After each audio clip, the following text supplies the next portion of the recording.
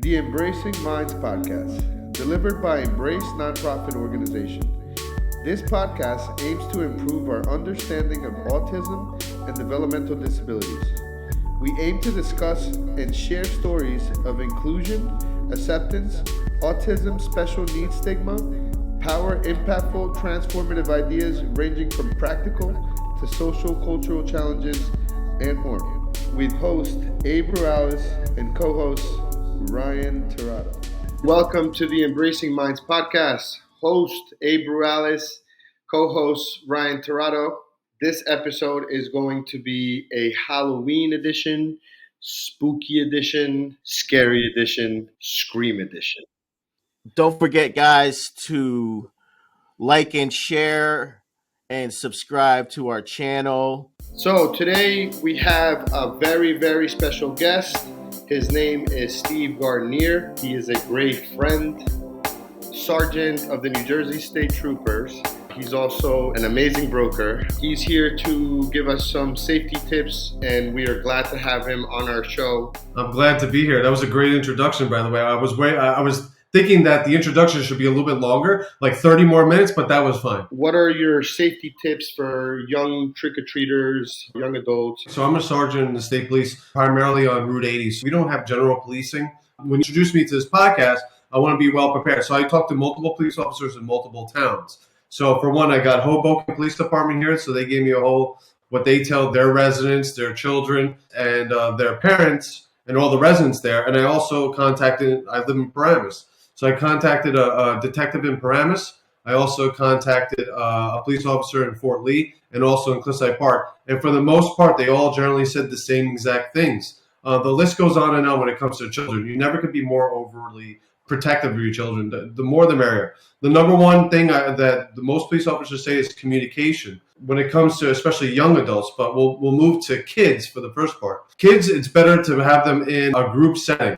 So if you have a son or a daughter and they have friends, it's better to be in a group of 6 or 7 or even 4 to be together. Now, these costumes are very dark in color. They recommend if your child is young, like, anywhere between like 4 years old to once we become a teenager, like 11 or 12 years old. Like when we were kids, the biggest thing was Scream, right? Scream was like a big movie and everyone had the dark costume with the white mask. That was like the biggest thing. But like especially in towns like Paramus, it's, to tell you the truth, it's not very well lit. There's not a lot of street lights when you come into the resident streets. It's not at all. So when you're wearing that black costume and with a white mask and you run across the street, these cars cannot see you 100%. So the kids they have to look both ways at an intersection, no matter if there's a traffic light or not. They have to look both ways because there's people coming home from work because this Halloween is on a weekday. So, and then kids get to school at 3 o'clock and usually our adults, people like us, we got to work at 5 o'clock. And then especially now with daylight savings, it's dark at 6 p.m. now. Costumes need to be a little bit brighter when you have a child. At least try to get the kid brighter. Flashlights are always good. Anything that reflection off the children, it goes a long way. That split second for a driver to slam on the brakes when a kid goes through or runs across, because they might see a friend and they might just bolt across the street, which could cause an accident. And we don't want that. So that extra cost of safety when it comes to a safety vest or just a bright, figure like Big Bird or Cookie Monster or anything, those are green, those are yellow. You'll be able to pick up by headlights. When you wear these dark costumes, which most Halloween costumes are, it's very hard for drivers to see these children run across. I mean, it's actually good to know, and it's crazy because people wouldn't think about the fact that Halloween is on a weekday. Obviously, that's happened before, so I'm glad that you could actually bring that up. What are your tips as far as like the actual candy that's being given?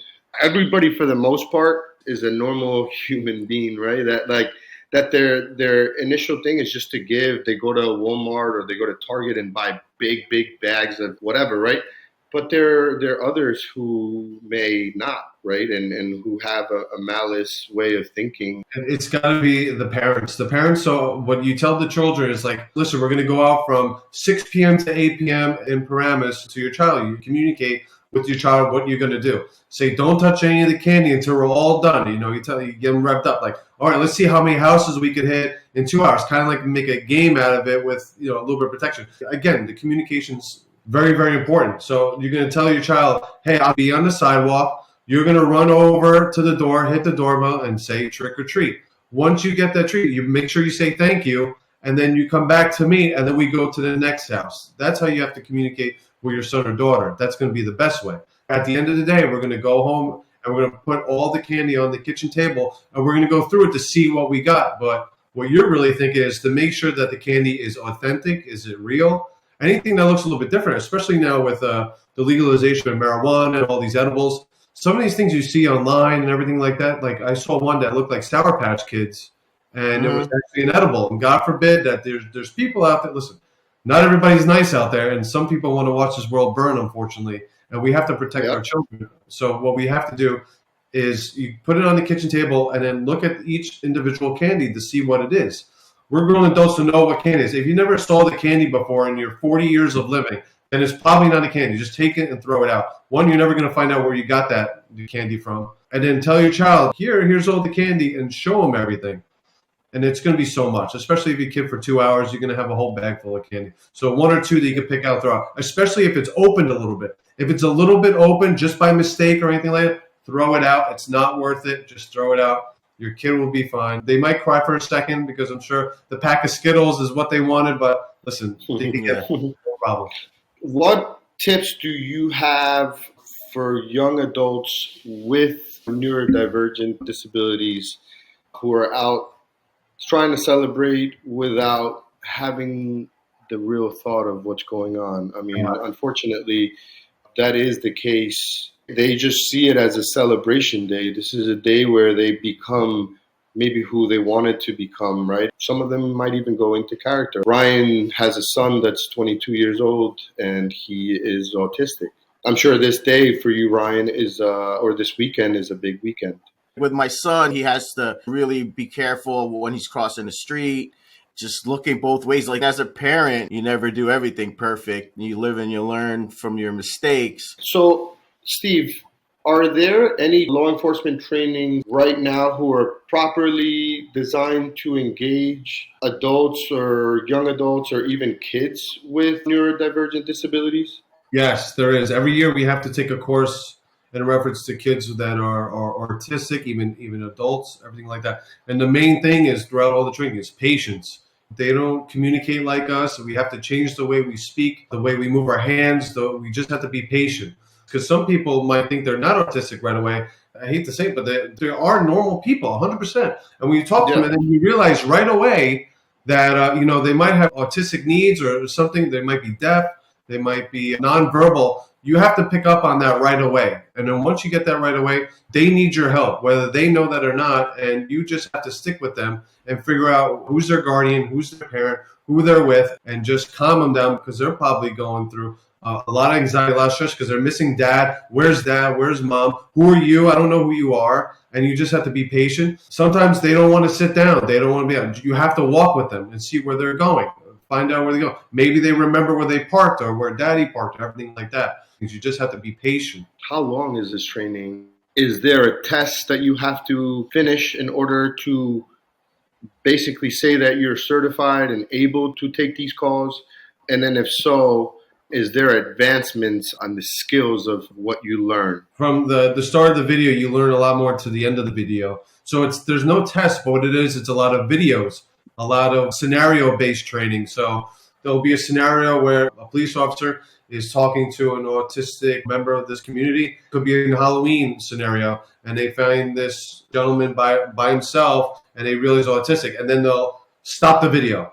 And then they'll pick on people in the class and say, all right, what would you do in this situation? And then people have to be verbal and instruct them on what they want to do.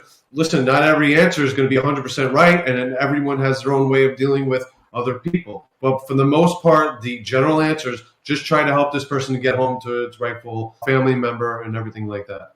The video or the class is in a day? Is it an in-class day? A few hours course that's done online. The state actually gives it as well. It's called NJ Learn.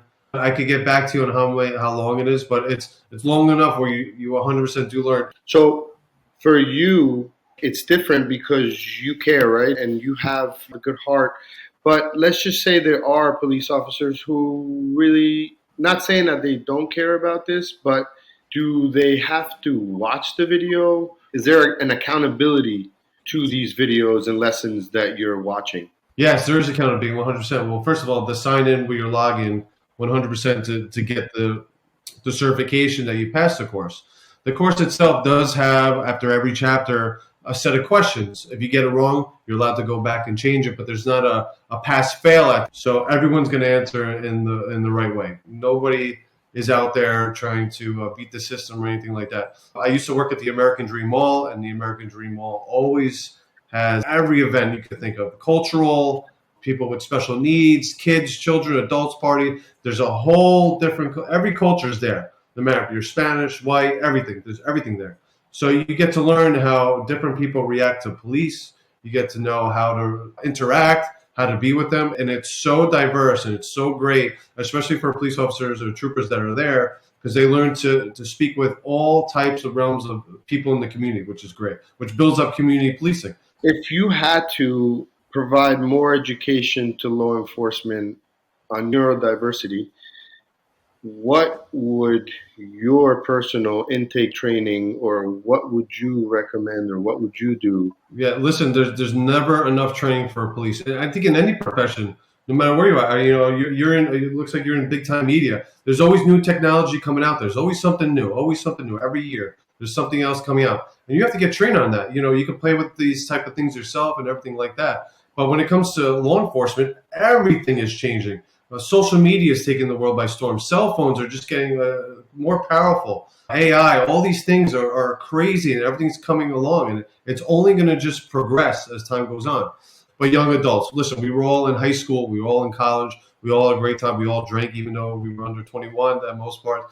It's inevitable. I think children are going to do that. Yeah, exactly. It's inevitable. I think children are going to do it, but we need to communicate from your son or your daughter to tell you where they're going. And that's the biggest thing. So you have to have that relationship with your son or daughter, not only if they're autistic, but if they're, going in college. Hey, mom, dad, I'm going to Steve Gardinier's house at 123 Main Street tonight. I'll be home by midnight. All right, call me at midnight. If you don't call me at midnight, I'm calling you. I'm picking you up, stuff like that. So, and especially when they go to these parties now, these young adults, you have to teach your children when you get to, especially the high school age, they leave their drinks out and then they go to the bathroom, come back, tell them not to take that drink no matter what. Have somebody there with you. Like the buddy system always works. If you have a girlfriend that's with you, listen, if something happens, me and you, we're going to leave out the front door. We're going to meet at whatever, we're going to go somewhere. So again, the whole trick-or-treating is supposed to be fun. It's a fun event. It brings the community together, especially in these towns where everyone's all about it, especially these trunk or treats that have been happening in the last 10 years, which is a very, very, I love the idea. It's a controlled environment. It's in a parking lot, and you go from car to car, and you meet all the moms and dads with the children, and you go around, and some of these trunks that are decorated are amazing. Yeah. They're really, really good. Yeah. And you see your kid, and it's usually in a parking lot that's fenced in with a police officer at the entryway. Yep. So what's better than that than going to house? My family started going a couple of years ago, and it's way more fun because it's closer. And I always felt it was like weird sometimes when you would go to someone's house, especially if they didn't like decorate. You feel like you're intruding or whatever. So it's just a fun experience. I love it. I love that idea. I really do. And it's everybody in the school, so you get to know the children. Your kid goes to school from 8 a.m. to like 3 p.m. and then you're home or you're working and you don't really know what your son's doing. Yes, they have like back to school night and parent teacher conferences, stuff like that. But now you're getting to see other parents and then get involved into sports, get involved if there's any extracurricular activities for children and for parents to get together for socializing and stuff like that. So I absolutely love the idea, 100%. Last question for you, Steve. How do you think that state troopers and policing in general could spread more awareness in each of their communities? So there's a bunch of things that we could do. Like social media is like so crazy right now. And if you want to be part of the community and want to learn about the community, learn what your surroundings are, and learn what the police officers are doing, the easiest thing is to sign up for their social media. Every town, for the most part, has a social media. Paramus, Hoboken, Cliffside Park, they're very, very active.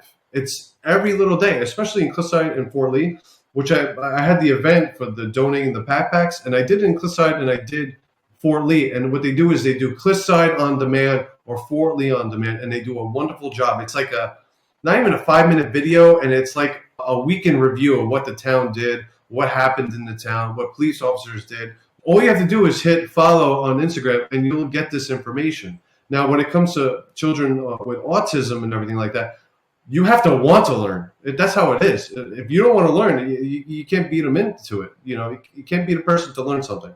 You have to want to learn. In order to want to learn, people have to come across people with autism. If there's a child, let's say your child goes to school with a child with autism. Hey, how do you communicate with Steve? How do you communicate? Oh, I don't know, Mom. Well, let's find out how we communicate them because I'm friends with Ryan. Let's see what we could do. And then you get the proper training. Speak to Ryan. He's a parent for 22 years.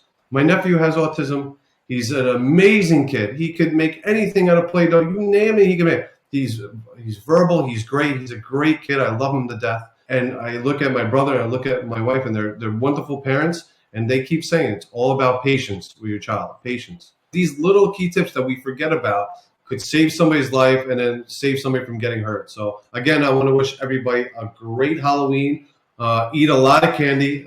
Be great to your parents. Before we let you go, Steve, you want to plug your, some of your side hustle? So this is the fourth year we did, or we're doing Toys for Tots. We started during COVID. When we first had the idea, my father passed away, so we want to make him a good memory.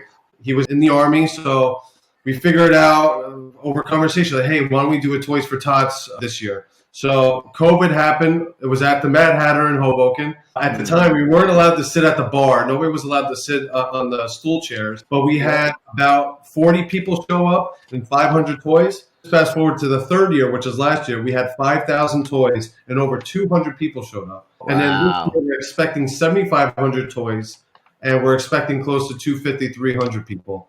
Every single toy goes to the U.S. Marines. The U.S. Marines come the day of the event. They take pictures. They talk to you if you have any questions, whatever. And then they do, right before Christmas, they do this whole train event. It's a whole route. And they start from Maine, I believe, or it might be Virginia. And they go either towards Maine or down. And they stop at certain locations and they disperse all the toys. So 7,500 toys, if we hit that, that's potentially 7,500 young adults, children that are less fortunate, that are getting at least one toy from us.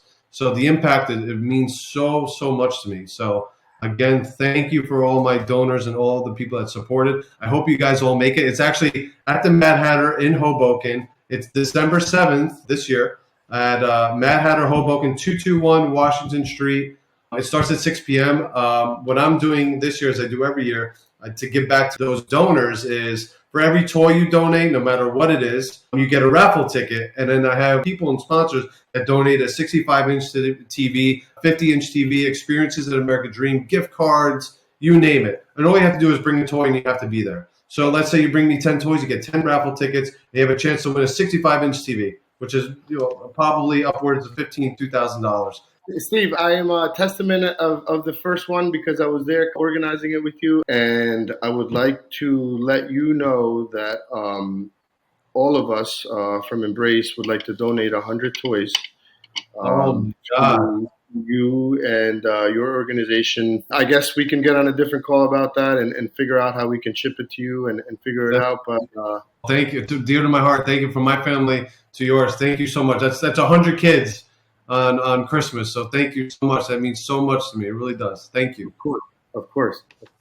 We thank you so much for being part of our show.